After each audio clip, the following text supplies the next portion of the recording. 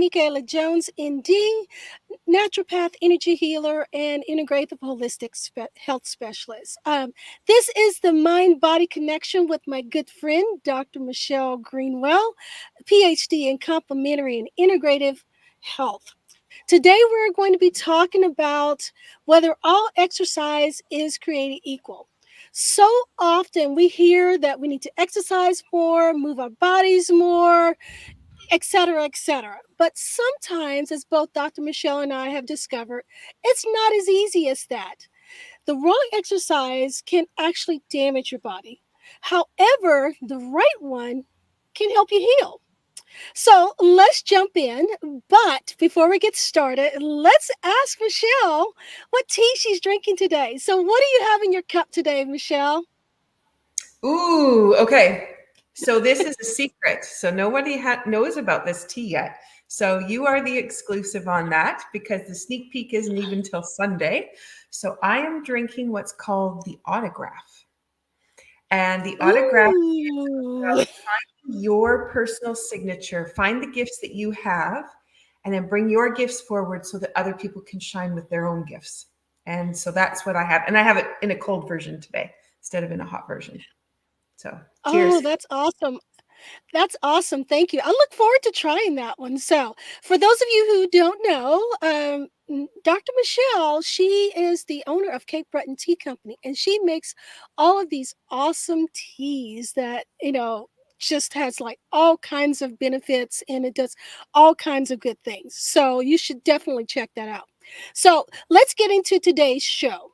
So, we have a lot of information today. This is like something that's very near and dear to my heart. I had so much that I wanted to share with you that I don't think we'll be able to share it all in one show. So I'm actually thinking about turning this into a little mini series, if you will. But we will try to, hit on the top topics here today about this because this is so important.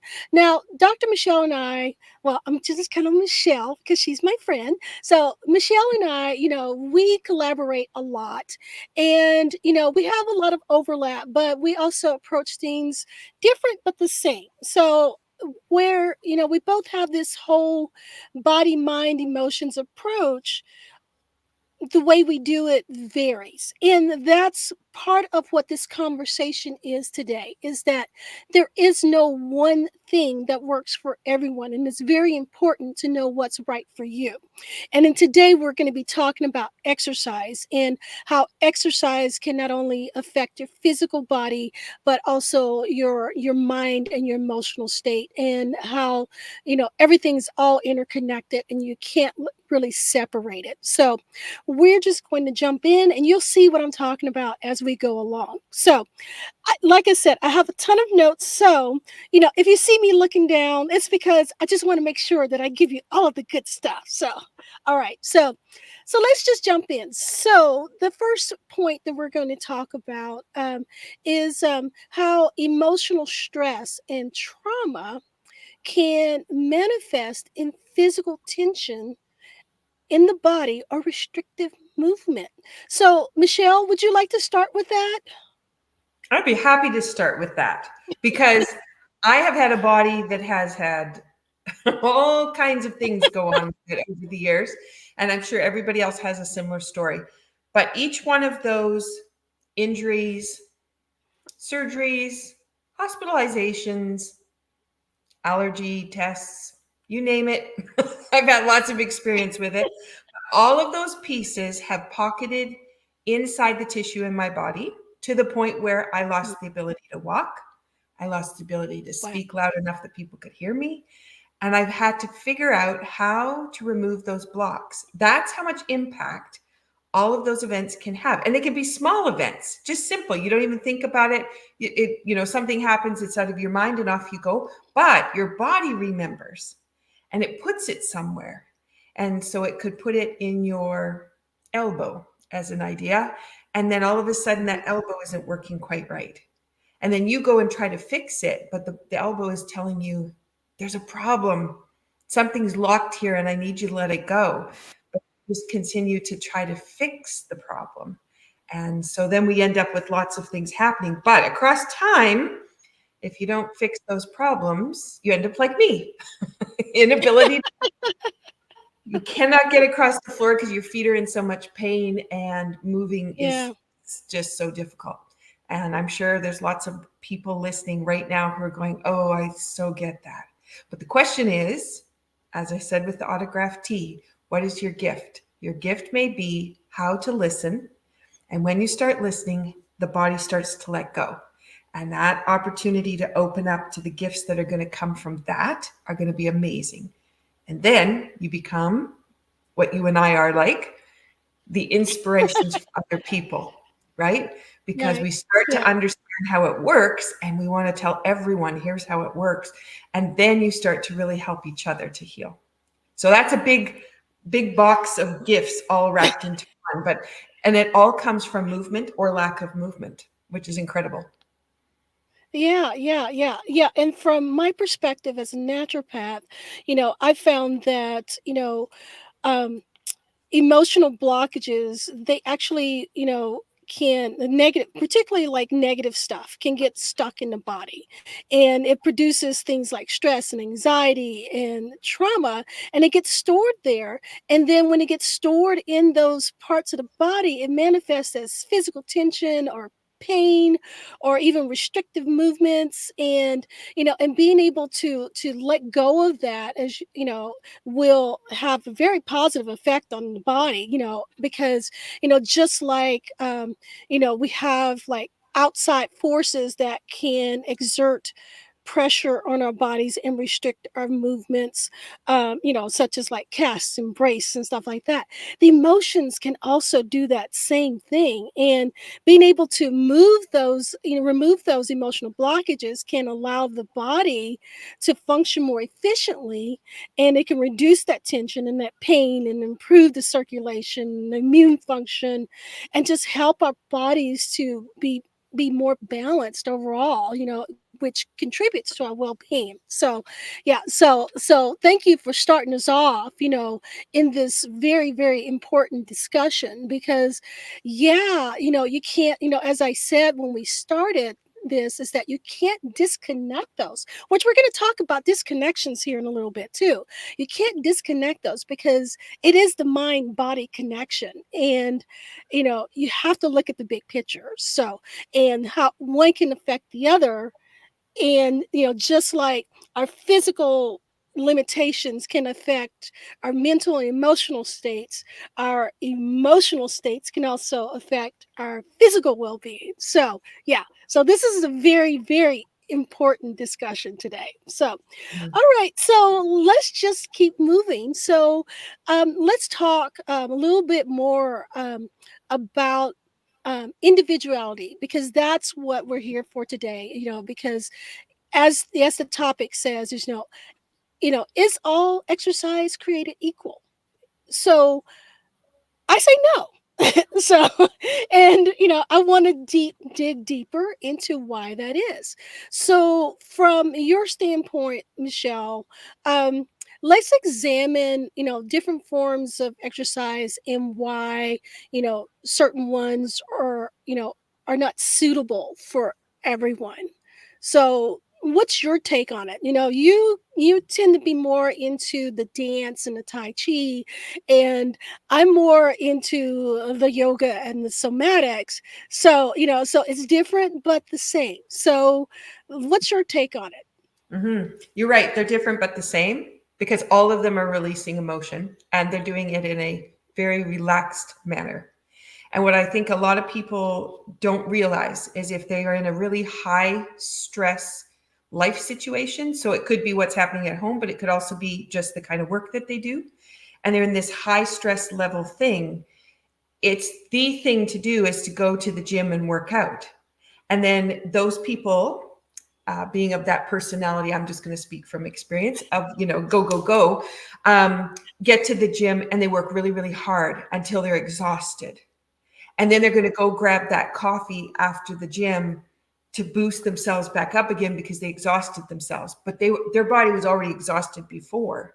So they set themselves up into this huge cycle. Yes, it'd be lovely to have a workout, but if your body is tired and stressed and tight, and then you say, I'm going to make you tighter, because I'm going to run Mhm. you harder, or I'm going to get on that treadmill, Right. and instead of doing 15 minutes today, we're going to do 40. And the body's going, I don't even want you to get on the treadmill. Or the body could be saying, I only want 5 minutes. That's it. And we say, I'm going to override you. But then we put ourselves into this incredible stress situation. And so we have to really look at what is appropriate for where you are today. And today could be you didn't sleep well. You were up late finishing a project. Today's the day where you might want to do yoga. You might want to do Tai Chi. And you want to, not that it's any less exercise, it's actually more exercise, because what you're doing is calmly opening the systems up and creating the opportunity for them to function better and react and respond and heal from what you've just put them through. And I don't think people Yeah. think about that. They're thinking about the workout. And I know that from my fitness, background and training, get that heart rate up, do all those things. Yes, but at the appropriate times when your body is really ready and has the fuel and is set to do a workout that's going to really benefit itself. But you have to think about exercise as, how is it going to help you heal? And it can't help you heal if you put more stress into the system. Yeah, I absolutely agree. I think it's very important for us to be aware of our body and listen to the signals that our bodies are trying to send us, because sometimes, there are certain exercises that are not good for us at that particular time. And it may be something we've done for years, but at that particular moment, at that particular time, that it's not good for us. And if we, you know, in today's world, we hear the saying, no pain, no gain all the time. Okay. But sometimes the pain is your body telling you, don't do this right now. And we have to learn to listen to our bodies, listen to those cues in order to do what is appropriate for us at that time, so we don't hurt ourselves physically. And so, like, for instance, I like I said, I have so much information I want to share, but I'm trying to keep it, to a minimum, because we just only have a certain amount of time. But beyond just preventing injury and physical burnout when we're paying attention to our bodies. It can also, doing the appropriate exercise, can also help promote our healing and recovery as well. Because sometimes we need that downtime. Sometimes we don't need to be, blasting through, you know, the heavy weights and stuff. Sometimes we need to be doing the gentle workout that is allowing our body time to recover and stuff. Sometimes it's about, just our mind body connection, and in learning to tune into our body. Sometimes our body is like giving those little signals because it wants us to pay attention. So, if we not paying attention, then those signals become heavier and harder, and then eventually it becomes a negative and not a positive. So there are so many reasons why it's important for us to listen to those signals, because I kind of feel like if your body is signaling discomfort or an unease during a particular exercise, that is telling you that it's not right for you right now. And maybe a gentler form of exercise in your body's current state is better, because if you keep forcing it to do something that's harsher on it, it could cause more harm, or even produce even more emotional stress. Mm-hmm. Mm-hmm. Because physical stress can be emotional stress, so it's all interconnected. So yeah, so I think that's very, very important to tailor it, to your own individual needs. And our individual needs can not only change with age or physical issues, but it can change from day to day. Yes, actually, yeah, thank you, Jessica. So Jessica is listening to us right now, and she said, listen to your body. Absolutely, absolutely. So yeah, we always need to listen to our bodies, because if we don't, we can do more damage than good, and we don't want to do that to our bodies. So it's important to know what's right for you when it's right for you. And that can change not only from year to year, season to season, but also day to day. So it's important to be tuned in. Mhm. Yep. All right. You want to add anything to that? Because I kind of took over that piece of the discussion. It's an example that one of the first students I worked with in Cape Breton, and she's a senior, and she came to my Tai Chi class, and she had a lot of trouble with just standing up straight. And she would go on at least 1 kilometer, 2 kilometer walks every day, sometimes longer, but she would always take the same route. And then pretty soon she couldn't breathe very well. And then she would have panic attacks while she was walking. And so then, that's anti anxiety medication. And then she ended up with a pacemaker. And when I finally met her, we started to look at what is your posture doing? Well, you're collapsing. You collapse right over the lungs and heart. So, what does that produce? That Yeah. produces the feeling of anxiety. That Yes. produces the inability to get a full breath. So, what she thought was a panic attack was actually this collapsed posture. And so when we took the time to step back and straighten the posture out so she could be upright before she went for a walk, that made a huge difference. But then we also did some personal checking in with what route did the body want to actually walk. She always went for the hill because that would give you a good cardio workout. But Yeah. her body wasn't ready for that every day. So sometimes it was take the walk that's on the flat. Other days could be take the walk that takes the hill first, and then you come back downhill. And the other was go downhill first and then come back uphill. So she had about 8 different routes by the time we finished putting everything together. And what a difference that made. Pretty soon Yeah. she wasn't needing the medication because there were no more panic attacks. And then she realized perhaps she hadn't needed that pacemaker. But in all of the push to try to do what she learned in the fitness industry during our aerobic time, get out there and no pain, no gain, that had pushed her body well beyond where it needed to be. And now when I see her, she's vibrant and she's a go-getter. Mm. And it just, that one always stands out for me because it was so physically strong in how you could see the difference that produced out of it. And what a difference that made for her life when we were able to prioritize what she needed. Awesome, awesome. I love hearing those great stories like that. Yeah. It just reminds me of why we do what we do, you know? So Yeah. awesome. So thank you for sharing that. So now let's look at, the next thing I wanted to discuss, which I feel like is a bigger issue just based on a lot of the clients that I work with, and it's about trauma. So you know exercise can be used as a tool for trauma release. A lot of people don't realize that. Of course, you and I both know that, but exercise can be used as a release, as trauma release. So the thing to recognize though is that trauma is not only a psychological experience.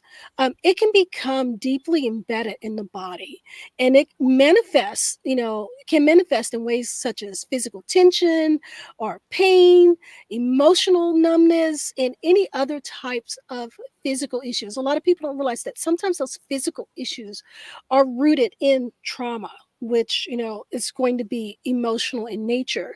And there are certain types of exercise that focus on movement and breath and body awareness that can help release these stored emotions. Because remember, we just talked about how sometimes those emotions get stored and stuck in those body parts, and those stored emotions can cause imbalance in those parts of the body. But beyond that, where are those stored emotions coming from? So you have not only the emotions, but also the trauma experiences that can also get stuck there, and manifest in muscle tension and physical pain. It can disrupt the nervous system. It can disrupt your emotional expression, things of that nature. So before I get into all of my piece, what is your take on this? So I want to hear your take on this. Mm-hmm. Coming from my Touch for Health background, if I give you that background first, you have a relationship between the muscles to the organ systems and muscles to certain emotions, depends on which system they Mhm. belong to. So if it was for the wood element is the liver and the gallbladder, those organ systems, which includes a lot of things, not just the organ. But then you have the muscles that go with that. And Yeah, so you have some of the muscles that are in the upper body and some are in the lower body. They're all related to anger and resentment. So yeah, if you had some kind of an experience where you had an altercation with someone and you got really angry, then it can pocket within that tissue. yeah, And then that emotion comes up again later on, and your body recognizes it and it goes back to a posture or a movement or a holding pattern that protects you, that it remembers from the last time you were angry.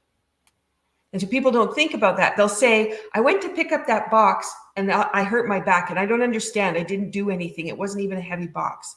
No, it yeah. wasn't. But your emotional status at that moment matched something else and your body Right. recognized it. You bent for the box and it went, this is going to be too heavy. And whoop, there's my back. And then, and it can be for days before you recover from it. And that's because you didn't address then the emotional aspect. You probably got a hot pad.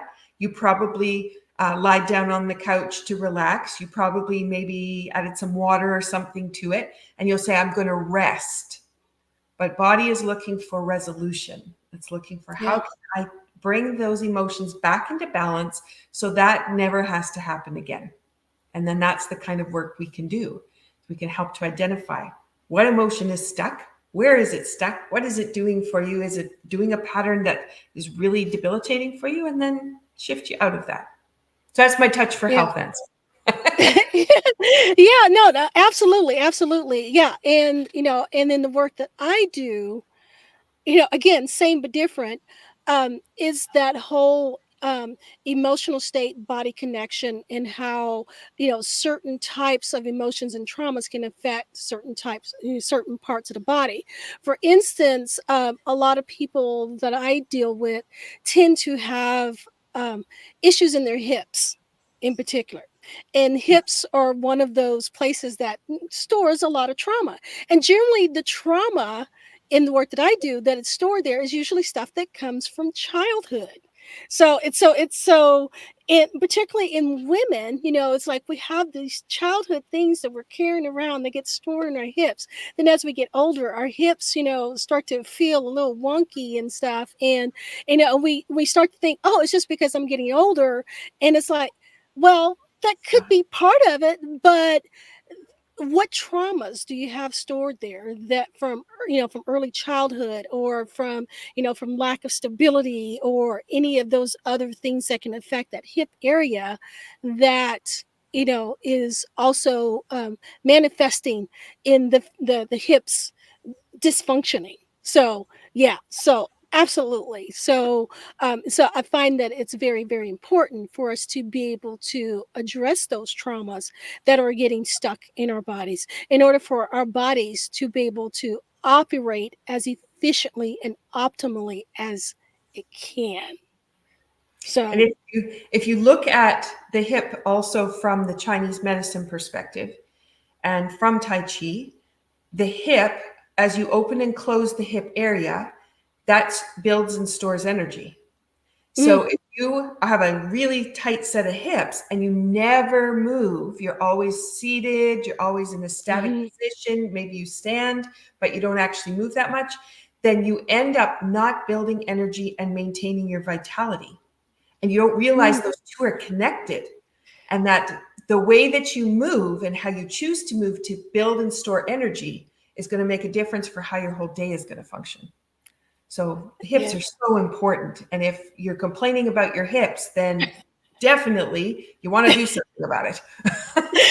Absolutely, absolutely. Like I said, I deal so much with people who have issues in their hips and their legs in particular. And it's like, okay, what are you storing there? In order to be able to function properly, we also need to access what's there, what's stored there, and release all of that. And there are different ways that you can release that. I also do energy work. So I do help clients with, emotion release and things like that, and releasing energy, releasing the traumas on an energetic level. But you can also use exercise, actual physical exercise, to also release that. So for those of you who are like, "Oh, that's too woo for me with the energy work." You can also do it with physical exercise too, which is our next point that what we're going to talk about is, about physical health and alignment. So, I want to take a minute to, to talk about the importance of proper alignment in exercise and how it affects physical health. And this is where Michelle excels. This is her thing.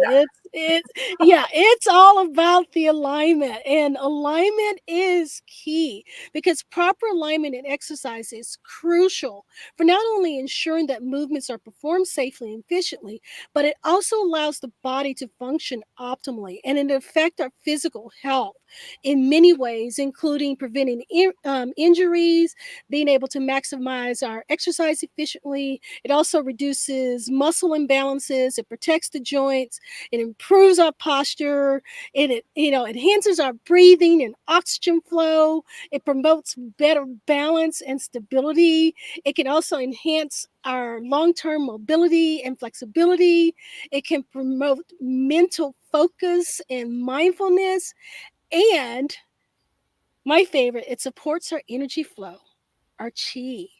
And I know that's where Michelle is going to just like, yeah, baby. So, Michelle, why Mhm. don't you take this point? Take it from there. Okay. So one of the things I would love to bring up is that we should have open joints. That means all the joints should be freely moving with no effort. And if they're not, then that's when you know you have imbalance going on. And so in Tai Chi, we stand on what's called the bubbling spring. So you have the ball of the foot, and then you have just below that. And when you actually stand on your foot there, the whole foot can flex, but also every joint in the body opens up. And that is your true open stance with full energy flow. Most people stand back into their heels. That locks up their thighs.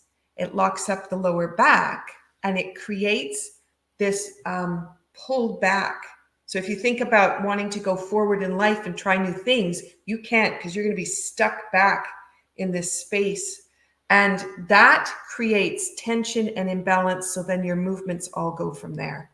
And in Mhm. Tai Chi, as soon as we've done just a couple exercises, and they can just be basic ones, not even a full set of movements, we can have everything stack up with no effort. And a lot of people will go, well, I can stand up straight. And then they go, pull the shoulders back, squeeze the shoulder blades together, neck comes back, but that's all artificial.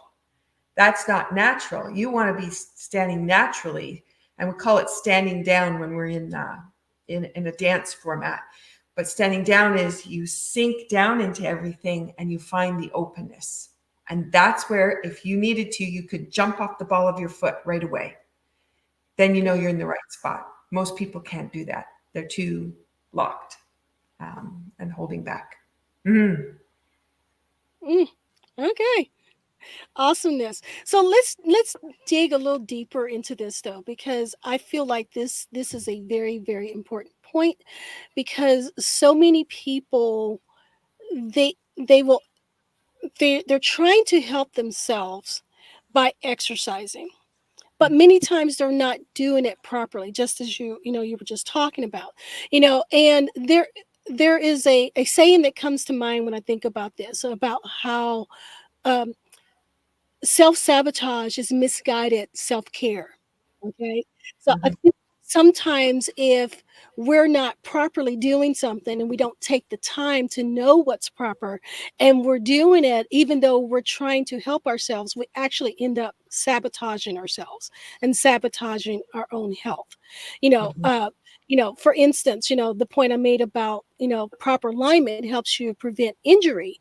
It's like, if you're lifting weights and you're not lifting them properly, you put undue stress on different muscles and tendons that shouldn't Mhm. have that stress, okay, in that particular movement, which in turn you keep doing that causes more problems. So in your attempt to be good to yourself and exercise, you're actually making it worse.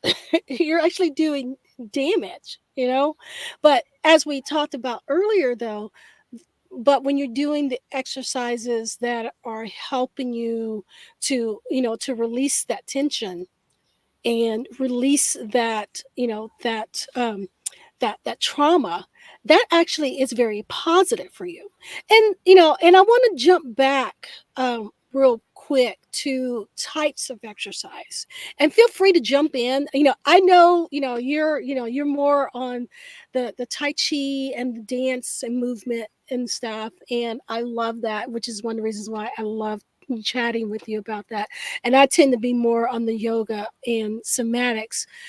There are actually many types of exercise that can help you release, that emotional tension, which, manifests in physical tension, depending on where you are and what you need. Yoga is just one of them. Tai Chi is one of them. Dance is one of them. There's actually some work that's called tremor release, which is really good for people, experiencing PTSD. Running and cardiovascular exercise can actually be really good because it helps you release all of, that pent up stuff that keeps you tight, that, ugh. Um, I talked about somatics, boxing and martial arts, which Tai Chi actually is a martial art, you know, can also help with that. Little known story about me. I actually used to be a kickboxer. I love boxing. It was like one of my things, it was like really good when the kids were little. It's like I can just go and punch and kick and just get all the stresses of the day out. So there are many different types of exercise, and those different types can help you with that release that you need. But it's very important, as we were talking about, to make sure that you're doing it properly and you're using proper alignment so you don't do actual further damage to your bodies, and you can get the most benefit out of that exercise for what you need it for. So would you like to add to that? And I think one of the things, when you say somatics and dance, and people think about there's many forms of dance, Yeah. but the key piece is if you're looking at a self-care program and you're looking at how you want to improve your wellness, then you want to look at how you develop whole body movement skills. And you can get it through all those different formats, but it's the whole body movement which brings you back to integrating all of the body. And that helps those emotions to move through the systems because the whole body's involved. That means all the systems are going to be involved. Yeah. You can go and do those isolated movements, but if you continue to overuse the same parts where the emotion happens to be sitting, that's when you run into a little bit of challenge. But when you start to realize that if you push through your feet, you can have more power in your kick, that's a really cool thing. And then martial arts, that's what happens. You learn how to connect to the Yeah. floor, how to come out of the floor, and then how to really move your energy and move your chi. And in somatics, it's about finding where it feels stuck and then being able to either gently move through that stuckness or move away from the stuckness Hmm. so you can move towards flow, and that sticky part can start to be pulled a little bit. And that again is releasing emotion, and that you can be thinking about different stories or patterns or what you want in life and start to move and feel what feels really good in relation to what it is you really want out of life. So it's an interesting way to think about movement rather than so much the I'm going to go for my 3 kilometer run because that's what I do every day. And I'm going to listen to whatever in my earphones, the podcast, the, the beat of Yeah, music because it gets me to my heart rate. All of that is mindlessness kind of things. And sometimes we need to be more mindful and really present to that conversation our body wants to have with us. right. Now, I wanted to also kind of jump back to, to exercise and release. And one of the things that I like, um, and most people don't consider it an exercise, but I find that it really is. So I want to hear your take on it because I know because I know you're up for this as well. So, and that's breath work. I Mhm. love breath work. Most people don't think of that as exercise because it's like, oh, you're just breathing. But, you know, as you talked about earlier, it's like in the lungs and that posture and everything. And breath work is so good for not only emotion release, because sometimes how the shirt just says just breathe. There is a reason why that saying exists. It's like, so it's so good for emotion release, but also for processing that trauma, like you were just talking about the somatics and being able to move to it and move through it. But it also helps you increase your self-awareness as well, because you have to come within yourself and you're focusing on your breath, and you start to notice all of the different movements in your body and how your body's responding. And I think that awareness that can come from that breath work can be carried over into other forms of exercise too, because it increases your awareness of your body. So as you're doing whatever form of exercise, you can recognize what's working and what's not working, and what is is good for you and what is not good for you. I know with many of the clients that I work with, no matter what format I work with them in, it's always about teaching them awareness and learning their bodies and how their bodies talk to them and being able to listen to it. So, yeah. So, do you have something you would like to add with that? Yeah, it's interesting as you're talking because I totally agree with everything you've said.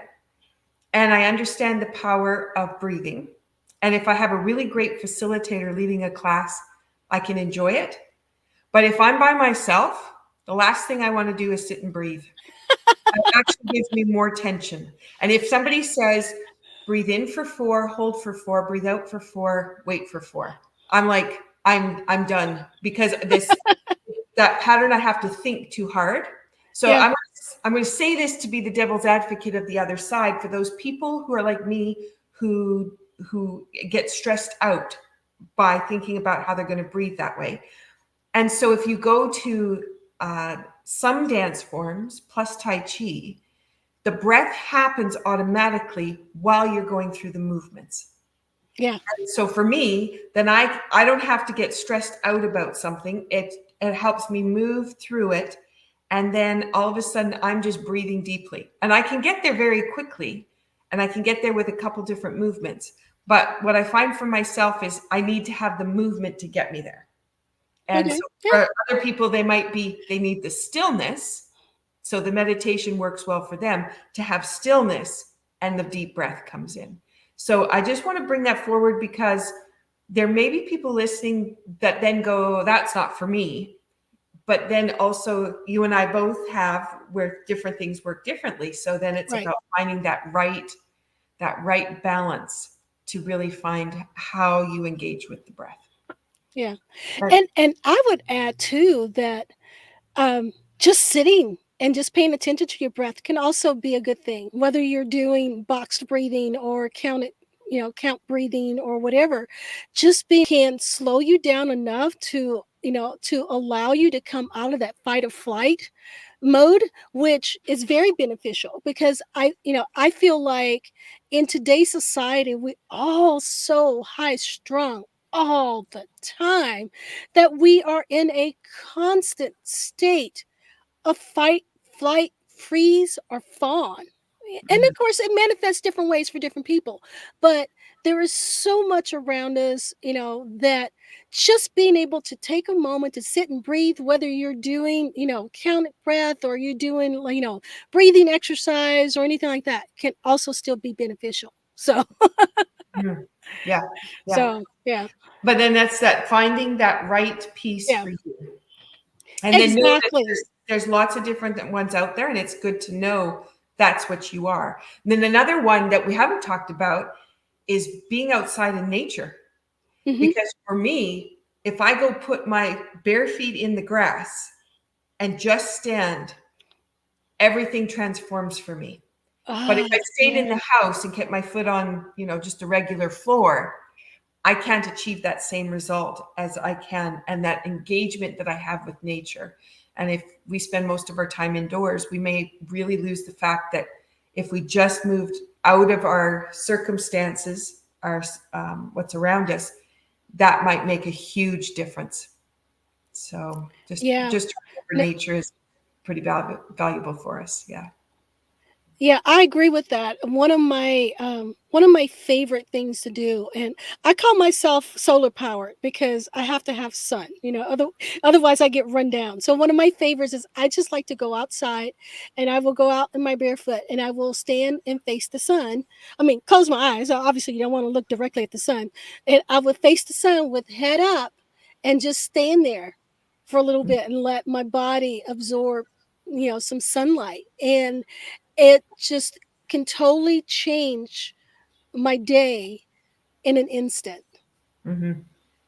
Yeah. Yeah. So yeah. So I agree with that. Being out in nature is also a very easy exercise. Again, Yeah. this is again, this is about listening to yourself, listening to your body, discovering what works for you, what doesn't work for you, whether it's in the moment or it's at that time, or is it, it's about discovering what's best for you and utilizing that, because one thing, it's not all created equal, because not no one exercise is going to work for everyone at every time. So, Hmm. so it's important to know how to, read your body, how to connect to your body, how to know what it's saying to you, so you can adjust accordingly. So let's get into the next point. This is a good segue into the next point, and this is about, the mental health benefits of, different exercise um, forms. I think it's very important that we talk about mental health. It's great that now mental health is coming more to the forefront, and people are talking more about the importance of mental health.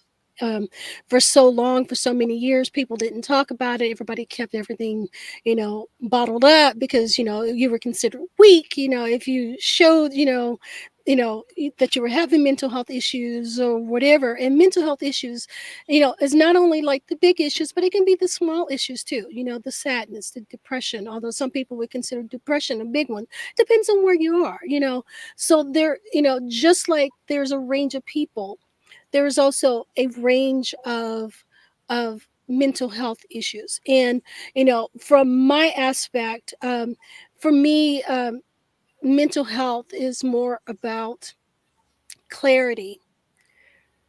So, and I find that, there are certain exercises that really work well for promoting mental clarity by, reducing, that anxiety, reducing the stress, reducing the cortisol, and really connecting yourself more, between the mind and the body. And so when you're more connected in mind and body, which is the reason why I call this the mind body connection, um, it can help you process and release emotions, and it can, create, more mental clarity, more mental focus. And when we have more clarity and focus, that tends to cut through those situations that are going to create mental health crises.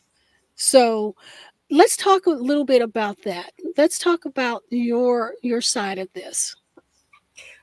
As you were talking, I was thinking about Some people think mental health is what happens to you, but it isn't. It's mental health is what you do for you. Yeah. So mental health is telling you when you're in balance and flow and when you're not. And then taking the time to really be engaged with the activities that create balance and flow becomes so important. And again, as I said with one of the examples before with anger and resentment, if you look at fear and anxiety is on the water element. A lot of people are dehydrated. They think mental health. They have this fear and anxiety. They have these panic attacks. They're anxious all the time. And it actually could be the action they take to stay hydrated. Mm, But from a mental health perspective, they're like, I need help with my anxiety. Do yeah. you need help with your anxiety, or do you need to take care of yourself? And are you taking the best care possible of yourself that you can? And so just to think about what emotion is showing up, what system does that belong to, and am I supporting that system the best way I can? And maybe you are, maybe you aren't, maybe you need some help. You might need a facilitator to do that, somebody to identify your priorities. And then you have a responsibility to go and do that job to make sure that you're taking care of yourself. And so, from the mental health perspective, if you start to think about mental health is what I provide to myself, Yeah. then it's no Yeah. longer the blame, right? I have a right? I have anxiety and depression. I have. Yes, you Right. might want to claim it, but I personally would rather not claim it. I'd rather say, I'm feeling this way right now. What do Yes. I need to do to change me from that position? And that's and this kind of goes back to the question before, but when you move the shoulder seams and the hip seams, they feed the brain. But if you are frozen and you spend a lot of time in front of a computer, gaming, driving a car, and you're frozen, those seams are not moving, then your brain is not being empowered because it needs to have that movement to feed it with information so it knows how to respond. But if Yeah. you're frozen, the response you're giving it is you're frozen, and it goes, okay, well, if you're frozen, here's how I need to respond. But Right. that's not Right. necessarily true, right? You need that movement to really engage the brain in here's how I'm living. And then it Yeah. says, great, you're living really well. I don't have to do very much, but I'm a little thirsty, so I'm just going to pick that volume up a bit so you'll go and get a drink of water. Like so there's this conversation that can happen, but you really have to be engaged with how your body is functioning and what you're doing with it. Yeah. No, I agree. And as you were talking, I started thinking about the whole, anxiety piece. um, Mhm. because I see that a lot. I see both depression and anxiety. And honestly, they kind of come, from the same sorts of things. Except one is a heightened state and one is you know, a lowered state, if you will. And so, in particular, what I was thinking about, just because of the type of work I do, um, I see a lot of anxiety that kind of comes along with high cortisol.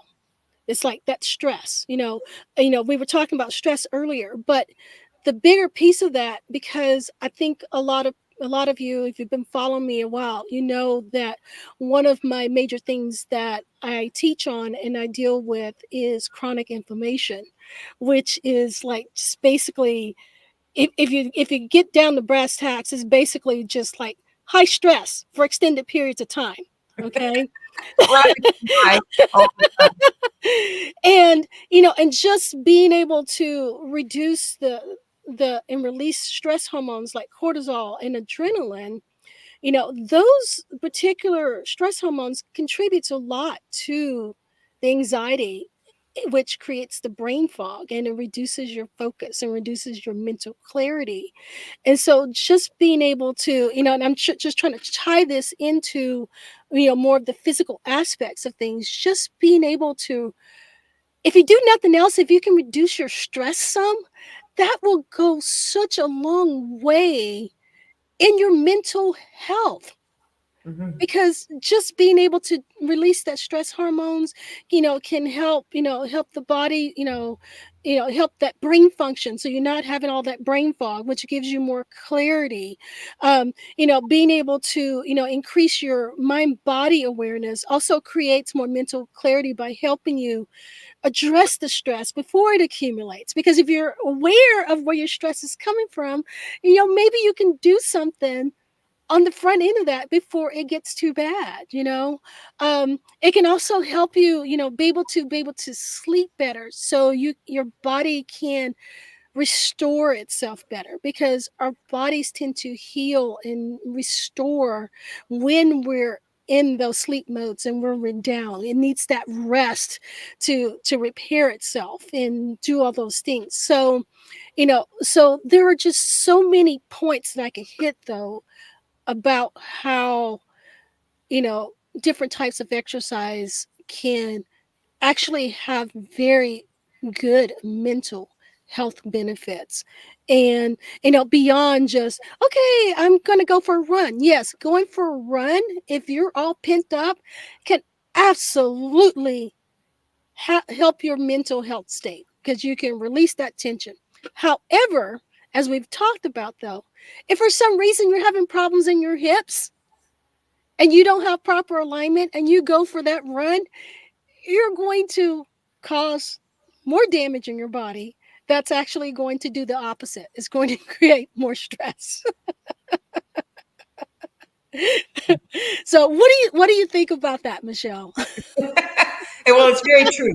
It's very true. And so that's when you look at what are the things that you do before you run. So, have you Yeah. done an activity that will help you release the neck muscle, calm the vagus nerve right off the bat? So, as you were talking at the opening of the show, I started rubbing my ears.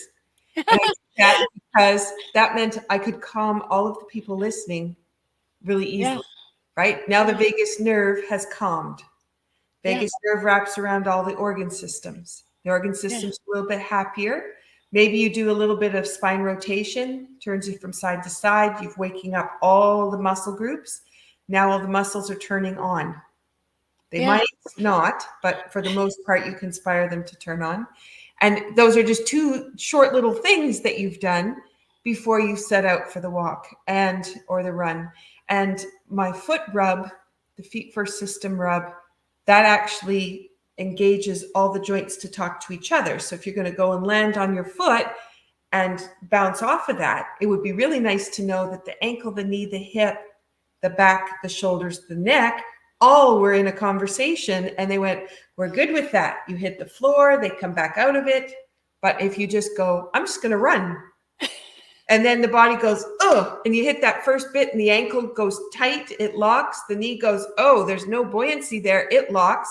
And then pretty soon you notice up in the shoulder, all of a sudden it's like, gee, my back is really hurting me. I can't understand why. Yeah. I was out for a run. It should have been my feet. But nope, the weak point is up over here. So it just to really think about how you start your activity, how you engage the body, in what way do you de-stress it before you decide you're going to put a little bit more stress into the system? And it's not that we don't want you out doing physical activity. We do want you to be engaging, but to really think about the quality and Mhm. what quantity means. Because, it's not necessarily keep adding more reps to something. It's what is the quantity that you need to have the quality. And then you really maximize mental health, physical health, spiritual health. Yeah, it's all there.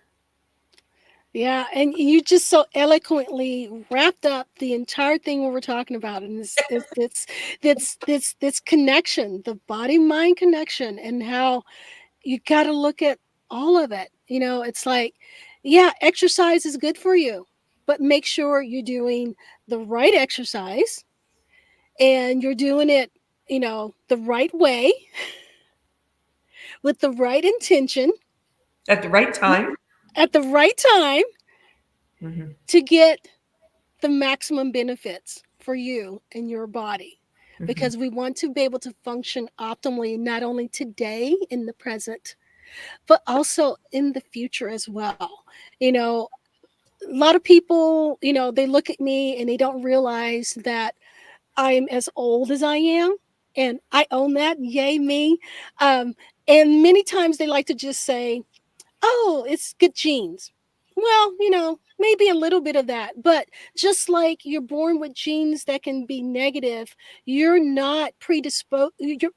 You're not predisposed to what the negative side of those genes create. You can make those changes that are needed in order to be in optimal health. By the same token, just because you say you got good genes, which sometimes I'm not going to say necessarily offended by it, but it's like you're discounting working on yourself and taking care of yourself and making the right choices and the right decisions for you so you can be in optimal health. So it's more than just about good genes. It's about, knowing what your body is saying, making the changes that you need, whether it's day to day, season to season, year to year, so you can live that long, healthy life with not only a great physical body, but a great mental body and a great emotional body. And that's what true holistic whole body care is. It's, you know, body, mind, and spirit all Mhm. together. You can't take one without the other, they all affect each other. So it's important to address it all from that holistic standpoint. Mhm. Mhm. So we're coming to the end of our time. So I'm going to let Michelle have the final word here. So, what would you like to leave us with today, Michelle? Well, I would lead you with lead or leave. I'd lead you with know what your outcome is that you're looking for. So if it is that you want to be really physically fit, or you want to be out in nature more often, or you just want to be able to move those hips much easier, then know what your ultimate goal is. And then consider how many different activities or steps could get you to that goal. And then be able to look at what are going to be the key ones that are going to allow you to de stress or take advantage of the times when you do have that energy, or are going to build the energy so you have more vitality so that the hips will move better. But to really look at the format of that. And if that's too much to think about, then reach out to someone who does the energy aspects of movement, the kind of work that we do, because they're going to be looking at it from a very different framework than going to a fitness trainer. And a fitness trainer is going to be great if you have a goal, you want to run that competition. That's great. But look a little bit more about what it is you want with the quality of what you're doing. And then how can we assist you to figure out that formula that's going to allow you to get there in a joyous, vibrant, holistic way and release those emotions, release the tension, and to be living your best life. Awesome. Thank you. All right. So that's it pretty much for today's show. Thank you all who are listening live. We love that you're here.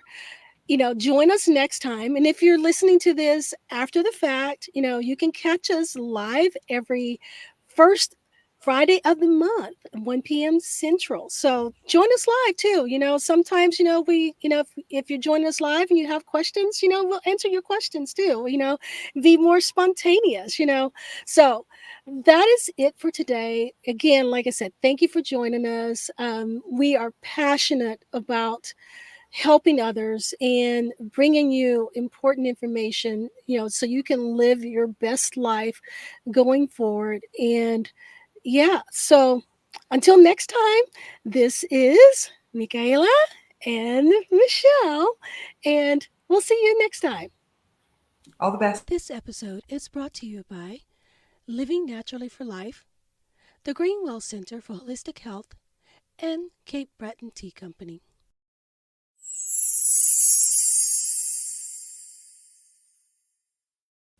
Comment, like, subscribe.